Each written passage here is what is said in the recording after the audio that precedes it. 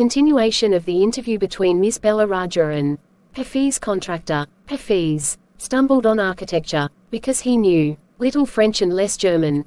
He was offbeat, even in the pranks that he played. When he found his calling, there was no looking back. How did you get into the field of architecture? In the College for Architecture, nobody who had got below 80 to 85% was allowed to enter. I had only 50%. I wanted to join the army. I got my admission letter, but my aunt tore it up. Then I decided that I wanted to join the police force. My mother said, "Don't join the police force, just do your graduation." So I went to Jai Hind College in Bombay. There, I was to take either French or German. Though I had studied French for 7 years, I did not know 7 words of French. So I took German. Then my German teacher died. The college told me that I could change the college or take French. Now, who would give me admission in another college? I had got admission to Jai Hind by influence. So I thought, okay, I will take French. And I started learning French again. I learned it from my cousin. She was an architect's wife. I was going to the architect's office to learn French. Was it then that you decided you wanted to do architecture? Actually, it all happened quite by chance.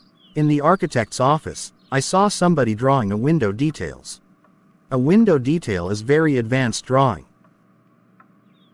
I told him that his drawing was wrong, that the window he had drawn would not open. He then had a bet with me, and later he found that indeed his drawing was wrong. My cousin's husband was surprised. He asked me to draw a few specific things, which I immediately did. He asked me to design a house, and I designed a house. After that, he told me to drop everything and join the architecture. We went to meet the principal of the college. The principal warned me, "I will allow you to take part in the entrance exams. But if you do not do well, I will not allow you to join."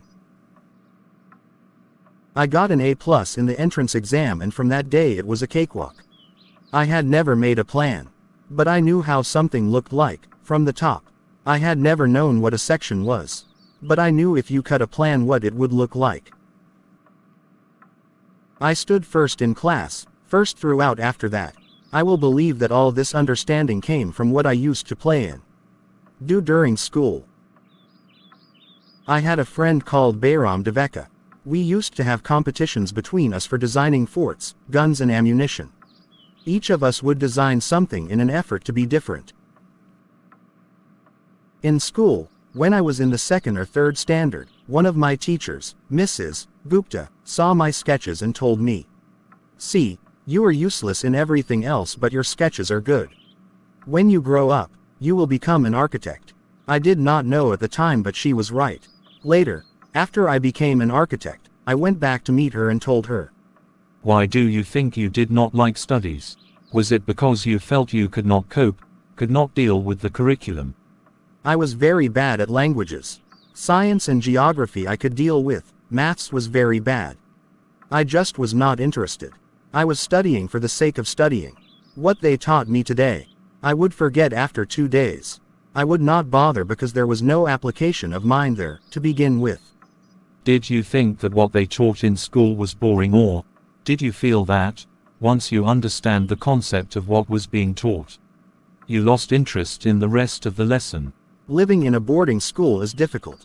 We were just living from day to day. Nowadays, there are so many tests. Back then, whenever he had tests, we used to just copy. The teacher thought that we had done our work.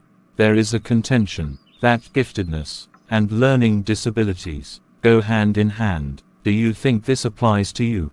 Well, take some students from my class. Those who always stood first or second are today doing very ordinary jobs. I have come across this situation in so many different places where people tell me that their class toppers are doing very ordinarily today. In school, I think, lives there, made as street smarts. I have learned more by doing what I did on my own than what academics would have taught me.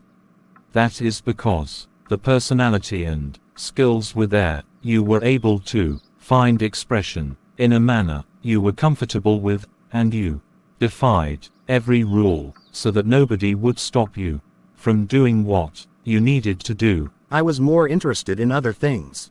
If, for example, while in class, it started raining outside, I would think of the flowing water, and how to build a dam to block it.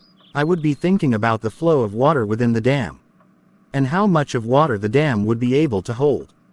That was my interest for the day. When students lost a button while playing or fighting, they would come running to me, and I would cut a button for them from chalk, using a blade. Discipline in the school was very important, and no student could afford to have a button missing. The student would get past dinner with a full neat uniform, and after that it did not matter. Coming to the present, how do you decide as to what kind of structure you want to give a client? I look at the client's face, his clothes, the way he talks and pronounces, the way he eats, and I would know what his taste would be like. I can relate to people in a way that would be comfortable. I sketch very spontaneously on a paper on the spot. That paper, I give to my people in the office.